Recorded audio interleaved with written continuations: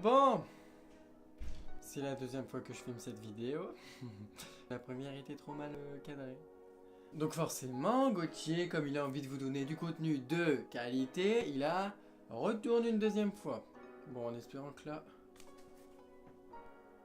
Vivement que j'investisse dans une caméra. Non mais si le micro est si mais lui aussi, c'est pas possible. Et vous aurez remarqué, j'ai changé de décor, hein, j'ai fait des efforts. Enfin non, pas trop d'efforts. Mais disons que là, j'ai un petit peu agencé tout n'importe comment pour faire en sorte que mon téléphone tienne. J'espère qu'il va pas tomber. Et le petit micro, j'espère qu'il va pas tomber non plus. Bon, c'est parti.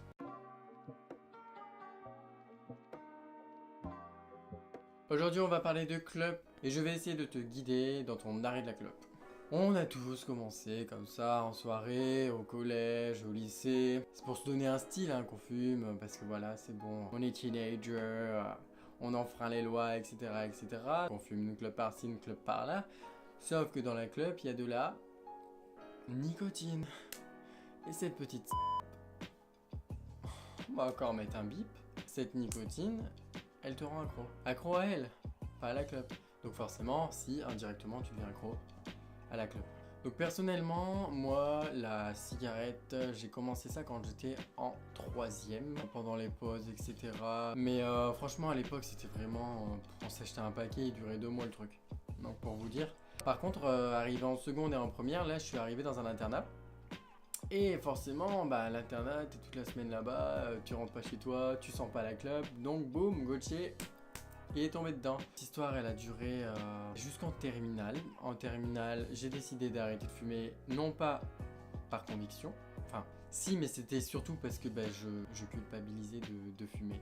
Donc, le petit Gauthier fragile, il a décidé d'arrêter de fumer, sauf qu'il a mal choisi son moment, vu que tous ses potes étaient fumeurs. J'ai commencé à enchaîner toutes les soirées, etc., etc. Donc franchement, c'était une période trop difficile pour moi. Ensuite, j'ai eu ma première année de BTS, ça va, je m'en suis tenu. BTS alternance, du coup, je gagnais des sous. Ah oui, t'as mis ton miroir. Ouais. Oh, t'es chou, toi. Coucou tout le monde. Bon, je sais plus où j'en étais. Du coup, oui, je disais que ma première année de BTS, j'ai réussi à m'en tenir. Mais ma deuxième année, j'avais recommencé juste à fumer en soirée. Mais même ça, faut pas le faire. Et puis un jour, j'étais stressé. Et puis j'ai repris une clope. Et puis c'est ce qu'il faut pas faire, tu retombes dedans. J'ai commencé à me mettre au tube parce que les clopes c'était trop cher. Et au roulé, sauf que pendant 7-8 mois ça allait.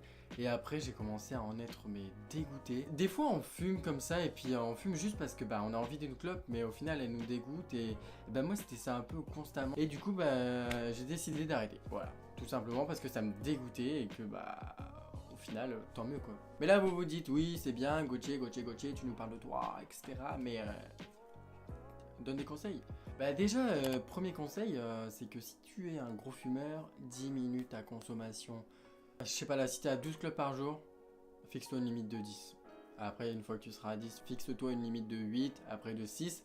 Quand tu vas diminuer comme ça, tu vas déjà un petit peu t'entraîner à être actif en fait dans ton arrêt. En fait, c'est pas tant la diminution de la clope qui sera bénéfique, parce que tu peux fumer 10 clopes par jour ou une clope par jour. En fait, c'est sur la durée que la clope elle est dangereuse. Autre conseil que je peux te donner, ça suit un peu la diminution du nombre de clopes, mais c'est juste fixer une limite. Par exemple, si tu as décidé de fumer 5 clopes dans ta journée, ça sera 5 clopes dans ta journée. Et je vous connais, interdit de taxer les autres. C'est tout ce que se faire taxer, on n'aime pas ça. Et puis alors taxer les autres, c'est pareil, les autres aiment pas, donc...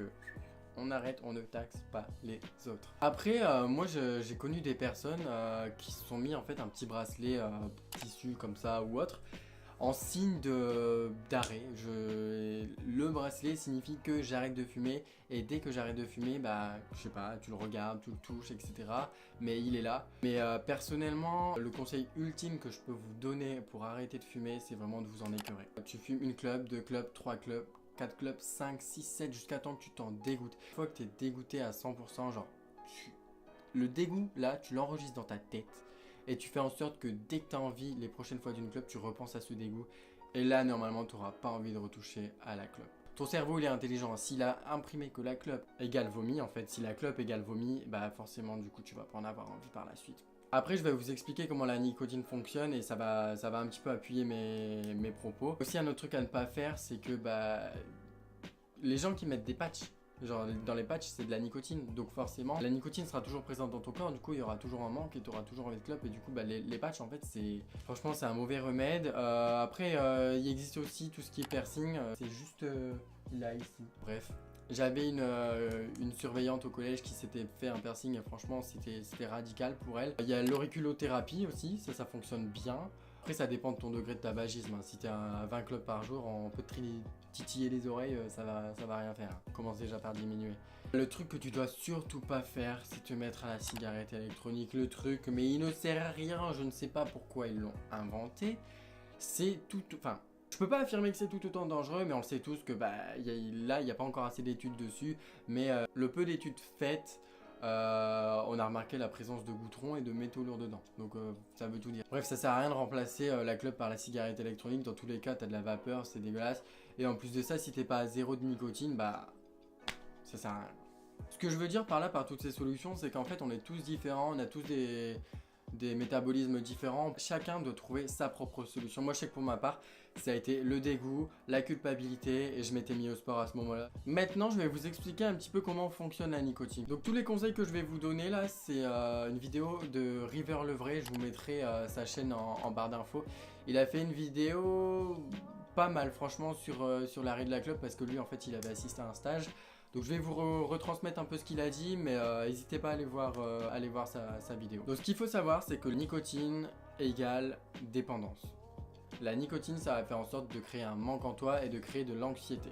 Quand tu prends une clope ou un patch, ou etc., ça va activer tes récepteurs nicotiniques et ça, en fait, ça va faire en sorte d'augmenter ton taux d'anxiété. Bon, petit arrêt sur image, je me suis rendu compte lors du montage que j'étais peut-être pas forcément très clair sur les explications qui vont suivre. En gros, le niveau -1 que vous allez voir, c'est juste un niveau d'anxiété plus élevé que le niveau 0. C'est-à-dire qu'un non-fumeur, son taux d'anxiété, il est ici, il est à 0. Et un fumeur, son taux d'anxiété, il est à -1. Dès qu'il va fumer une clope, le taux d'anxiété, il va arriver à 0. Mais dès qu'il sera en manque de nicotine, boum, il va redescendre à -1. Et du coup, il sera constamment en train de faire ça, ici, là, ici, là. En fait, quand tu es fumeur et que tu as de la nicotine dans le sang, ça va générer de l'anxiété. Tu vas fumer parce que tu vas croire que ça te fait du bien, mais en fait, ça te remet juste à ton niveau normal d'anxiété. Donc, la cigarette, c'est de la merde. Donc, la nicotine, c'est de la merde. À savoir, ta nicotine reste 21 jours dans ton corps. Donc là, je vais vous expliquer un petit peu ce que la nicotine, elle fait, le manque qu'elle procure en toi, et du coup, comment contrecarrer ce truc. Quand tu es en manque, c'est comme s'il y avait un petit monstre en toi, tu vois. Et ce petit monstre, il va te dire « Putain, je suis anxieux, j'ai besoin de nicotine. » Sauf que il va pas te dire « Je suis anxieux ». En réalité, ça va être une sensation de faim. Enfin, tu vas le sentir. Tu vas sentir que tu es en manque. Et c'est à ce moment-là, quand tu as pris conscience que tu es en manque et que du coup, tu as envie d'une clope, c'est à toi de te mettre en mode actif. Et à ce moment-là, tu vas dire « Ok, là, maintenant, tout de suite, je suis en manque, il faut que je fasse quelque chose. » Donc, généralement, le manque de nicotine, ça va être comme une sensation de faim. Et du coup, il faudra que tu combles ta faim, que tu fasses quelque chose, donc mange. Par contre, ne mange pas de la merde. Soit tu bois de l'eau, beaucoup d'eau, soit tu prends des fruits, des noix, etc. Mais mange quelque chose d'équilibré. C'est pas pour rien que quand on dit t'arrêtes de fumer, tu grossis. Pendant ces 21 jours, tu vas avancer vers le 21e jour, plus ça sera facile pour toi. Et au bout d'un mois, tu auras 0 taux de nicotine dans ton sang. Et c'est à ce moment-là, en fait, que les grosses envies de clope vont disparaître et que par contre, psychiquement, tu auras toujours l'envie.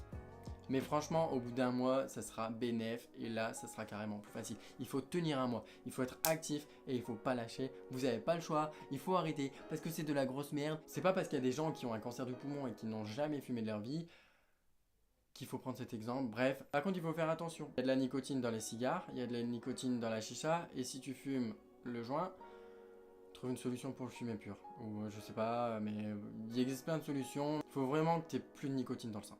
Voilà, ça c'est clair, net et précis. Donc après t'avoir donné quelques petits conseils, t'expliquer la nicotine, comment elle fonctionnait, il y a une chose plus importante que toutes les autres, c'est le fait d'être motivé, d'avoir un but précis, que ce soit clair dans ta tête et que tu sois déterminé. Si t'es pas déterminé, ça ne marchera pas, c'est comme tout. Si tu donnes pas 2000% dedans, ça va tomber à l'eau. Donc voilà, j'espère que cette vidéo aura pu vous aider un petit peu à comprendre le mécanisme de la nicotine. Surtout n'hésitez pas en commentaire à parler entre vous, à vous aider s'il y a des non-fumeurs, des fumeurs qui ont envie d'arrêter ou qui ont déjà arrêté. Vraiment aidez-vous les uns les autres parce que ça fait plaisir. Petit plus que j'ai oublié de préciser, parlez-en à vos amis. Dites-leur que vous arrêtez parce que franchement eux aussi du coup pourront vous supporter. N'hésite pas à me lâcher un petit like, à t'abonner, etc., etc. Et puis bah moi je te dis à la prochaine dans de futures aventures.